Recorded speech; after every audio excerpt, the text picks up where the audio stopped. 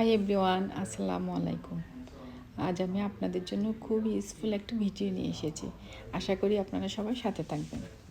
তো যারা সেলাই কাজে নতুন তাদের কাছে তো নর্মাল কোনো ইস্যুতেই অনেক টেনশন বেড়ে যায়, তাই না? হঠাৎ করে শাটল জ্যাম হয়ে যায় বা অন্য কোনো সুই ভেঙে যায়, অন্য কোনো প্রবলেম দেখা যায়, তখন তো তাদেরকে মেশিন অবশ্যই শপে নিয়ে যেতে হয় বা শপ থেকে কাউকে এনে মেশিনটা বাসায় রিপেয়ার করতে হয়, তাই না? তো আজ আমি আপনাদেরকে ঘরে বসে কীভাবে 2-3 মিনিটের মধ্যেই মেশিন ঠিক করে ফেলবেন সেটা আপনাদের সাথে শেয়ার করব। আশা করি আপনারা সবাই ভিডিওটি স্কিপ না করে দেখতে থাকবেন। ওকে, তো আমি সেলাই করতে গিয়ে হঠাৎ করে আমার মেশিনটা জ্যাম হয়ে গিয়েছে, হ্যান্ড হুইলও কাজ করতেছে না আর নিডেলও আপ ডাউন হচ্ছে না। তো এরকম প্রবলেম সবসময় হয় সবার, আমি জানি। তো এরকম প্রবলেম হলে আপনারা কীভাবে সলভ করবেন সেটা দেখতে থাকুন।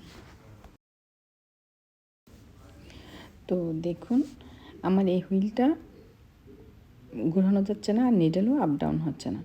তো এখন আমরা কি করব দেখুন।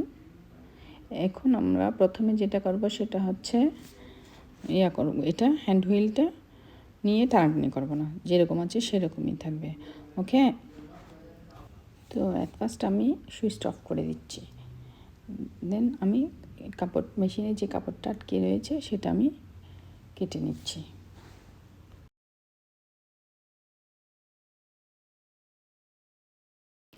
তো কাপড়টা কেটে নেওয়ার পর আমি প্রথমে বক্সটা খুলে নিচ্ছি, তারপর কভারটাও খুলে নিচ্ছি। দেন আমি কি করব দেখুন, আপনারা এখানে থ্রেড জ্যাম হয়ে আছে, দেখছেন? সেজন্য মেশিনটা কাজ করতেছিল না। এখন আমি ববিনটা খুলে নিচ্ছি। দেখুন ববিনে কীভাবে সুতা জ্যাম লেগে আছে, দেখুন। এরপর দেখুন দুই সাইডে দুইটা দিয়ে আছে, ব্ল্যাক কালার ব্লক দিয়ে আছে। তো এগুলো এখন খুলে নেবে। এগুলো খোলার জন্য কোনো স্ক্রু লাগবে না আমাদের।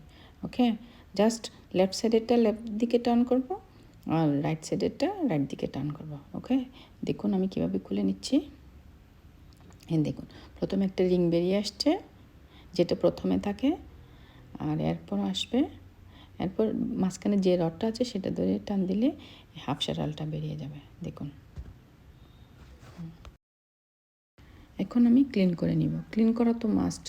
রেগুলার যদি আপনি ইউজ করেন তাহলে সপ্তাহে একবার অথবা 2বার অবশ্যই ক্লিন করবেন। ওকে, তো ক্লিনিং অ্যান্ড অয়েলিংয়ের ভিডিও আমার চ্যানেলে দেওয়া আছে, আপনারা অবশ্যই দেখে নেবেন। তো আমি একটা কাপড় নিয়ে আমি ভিতরে গ্রিপগুলো একটু ক্লিন করে নিচ্ছি। দেখুন,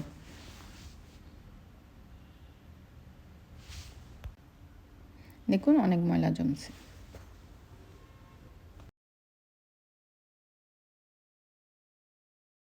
এরপর আমি হাফ শাটল আর রিংটাও ক্লিন করে নিচ্ছি।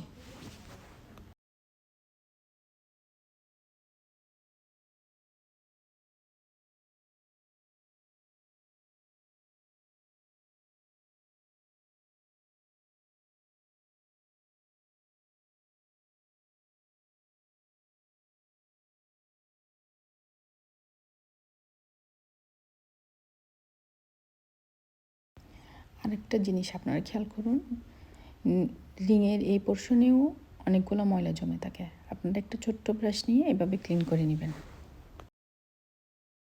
এরপর ছোট্ট ব্রাশ নিয়ে আমি মেশিনের উপরে আর ভিতরে একটু ব্রাশ করে নিব। দেখুন, সুতা আটকিয়েছিল। এভাবে অনেক কোনো সুতা বা কোনো ডাস্ট জমে থাকলে ব্রাশের সাথে বেরিয়ে যায়। তো মেশিনের ভিতর ভালো করে ক্লিন করার পরে এখন আমি অয়েল দিব। ওকে, তো অয়েল কোথায় দিব দেখুন, এই সাইডেও গ্রিপ দিয়ে আছে আর এই সাইডেও গ্রিপ দিয়ে আছে। ওকে, তো এখন আমি এই সাইডেও 2 ফুট অয়েল দিব আর হ্যান্ড হুইল ঘুরিয়ে এটা রাইট সাইডে এনে এই সাইডেও 2 ফুট অয়েল দিব। ওকে, আর আপনারা অবশ্যই ভালো মানের অয়েল ইউজ করবেন। তো আমাদের ক্লিনিং অয়েলিং সব তো শেষ হলো। এখন হয়তো আপনারা চিন্তা করতেছেন সব তো খুলে নিলাম, এখন লাগাবো কেমনে, তাই না? তো ডোন্ট ওয়ারি, আপনারা দেখতে থাকুন। তো প্রথমে কি করব, হ্যান্ড হুইল ঘুরিয়ে এটা সি পজিশনে আনতে হবে। ওকে, জাস্ট সি পজিশনে আনলে হবে। এটা যদি আপনারা একজ্যাক্টলি সি পজিশনে রাখেন তাহলে শাটল খুব দ্রুত বসে যাবে, কোনো প্রবলেম হবে না। তো প্রথমে আমরা হাফ শাটলটা বসাবো, এরপর আমরা রিংটা বসাবো। ওকে, লক্ষ্য করুন রিংয়ের উপরের দিকে একটা খাঁজ আছে আর নিচের দিকে একটা পিন আছে।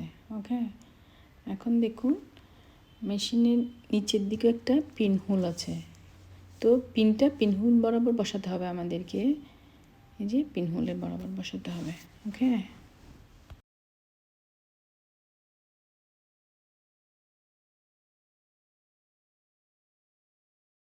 তো এখন দেখুন হাফ শাটলটা আমি সির অপোজিটে বসিয়ে একটা সার্কেলের মতো বানিয়ে নিচ্ছি, আর এই পিনটা থাকবে নিচের দিকে। ওকে, তো এখন আমি সেট করে নিচ্ছি। তো শাটলটা যদি পারফেক্টলি না বসান তাহলে যে কোনো সময় আপনাদের নিডল ভেঙে যেতে পারে। ওকে, এরপর আমি রিংটা বসিয়ে দিচ্ছি। দেখুন আমি রিংটা কীভাবে বসাচ্ছি, পিনটা পিন হোলের মধ্যে ঢুকিয়ে ভালো করে সেট করে নিচ্ছি। তো এভাবে বসিয়ে এই যে ব্লক আছে না লেফট সাইডে আর একটা রাইট সাইডে। ওকে, তো এইভাবে বসিয়ে ব্লকগুলো আপনারা ঠিকমতো সেট করে নেবেন। তো আমি শাটল সেট করে নিয়েছি, এখন আমি হ্যান্ড হুইল ঘুরিয়ে চেক করে দেখতেছি। দেখুন আমার শাটল খুবই ঠিকমতো ঘুরতেছে আর নিডেলও আপ ডাউন হচ্ছে। ওকে, তো শাটল সেট করার পরে আমি মেশিনটা একটু ক্লিন করে নিচ্ছি যেন অয়েলগুলো চলে যায়, দেন আমি আপনাদেরকে মেশিনটা চালু করে দেখাচ্ছি। তো প্রথমে আমি ববিনটা সেট করে নিচ্ছি, আর মেশিনে কীভাবে থ্রেডিং করতে হয় সেটার ভিডিও আমার চ্যানেলে দেওয়া আছে, আপনারা অবশ্যই দেখে নেবেন। ববিনে কীভাবে সুতা রিফিল করতে হয় সেটার ভিডিও আমার চ্যানেলে দেওয়া আছে, আপনারা অবশ্যই দেখে নেবেন। আর একটা কথা, যারা নতুন মেশিন কিনেছেন তারা অবশ্যই আমার চ্যানেল থেকে একটু ঘুরে আসবেন। মেশিন সম্পর্কিত প্রায় ভিডিও আমার চ্যানেলে দেওয়া আছে, আশা করি আপনাদের অনেক কাজে আসবে। তো আমার ববিন সেট করে নিয়েছি, এখন আমি থ্রেডিং করে নিচ্ছি। দেখুন আমি কিভাবে থ্রেডিং করতেছি। তো মেশিনে দিয়ে মার্ক বরাবর আমি থ্রেডিং করে নিচ্ছি। এখন এই পজিশনে এসে হ্যান্ড হুইল ঘুরিয়ে লিফটারটা উপরে তুলে সুতা দিতে হবে। ওকে, দেন আবার পজিশন অনুযায়ী থ্রেডিং করে নিব।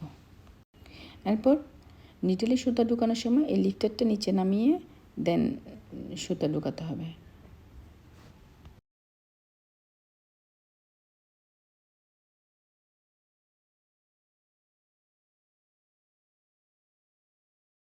এরপর হ্যান্ড হুইল ঘুরিয়ে নিডল আপ ডাউন করলে ববিনের সুতাটা উপরে উঠে আসবে। তো আমার সব কিছু শেষ, এখন আমি করে নিব, এই টেনশন রাখবো 5-এ, আর স্টিচ রাখবো স্ট্রেট স্টিচে, দেন স্টিচ লেন্থ রাখবো 3-তে। ওকে,